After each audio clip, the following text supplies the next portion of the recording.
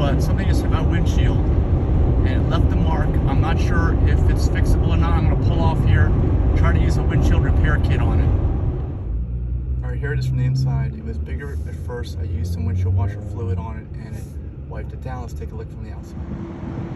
From the outside, this looks worse. Look at this. Oof. That looks bad. Look at that. My finger.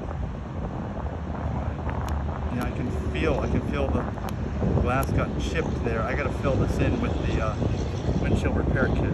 First, clean it out with clear water and let it dry in the sun. Get some straight water on there. I can feel with my nail the penetration of it must have been a rock of some kind. Broke the surface. You gotta basically fill it in with the kit before it expands. All right, it looks like it's starting to spread a little bit. I've got to get this taken care of now with the kit. Okay, so from my repair kit, here's what I have. I always recommend you guys keep one of these in your frunk. Here are the parts. I gotta put this on first and put the resin chamber in and add the resin once it's settled, and then screw this in, pull it back out a few times to get air bubbles out. That will force the resin into the hole to repair. Okay, so center it over the impact, you can see, and you can touch with your nail, find out exactly which part of this is the hole, because the resin has to be injected into that hole, the crack hole. Then we screw the resin chamber, make sure it's clean, onto here, so it just barely makes contact with the windshield, just barely. You can feel it. You just want it barely touching.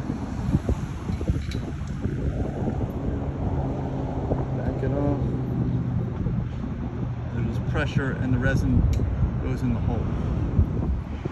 All right, so I'm just about done now. The key is center it, make sure you got it lined up. You got to look from the inside. I got a little bit of resin coming out because it started to leak, but hopefully I forced some of the resin, which is old. I may have to do this again, or I may have botched it, I don't know. But you got to kind of keep backing this out after you put the resin in with the long nose all the way down to the bottom. And basically you're forcing the resin in, getting the air bubbles out, and letting it sit and bake in the sun, and that's about it. And then hopefully it worked or it didn't work. All the way down like that, forces it in.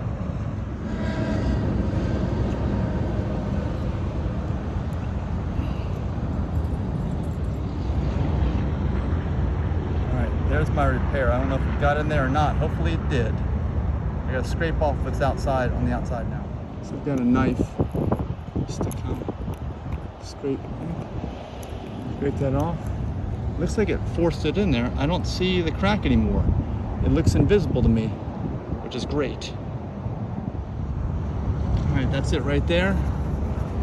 Right on top of it, I can see a little area where it went through initially, but I don't see that big scrape anymore, thankfully. It looks like it may have filled it in. I think I got it. Yes. There's what's left of it. Don't let any water get on there or anything until it's cured, but that's what's left of it. I got it. And check out the mileage. This is the original windshield on my car. Original. 265,000 miles. Oh my gosh. It's tough glass, that's all I gotta say.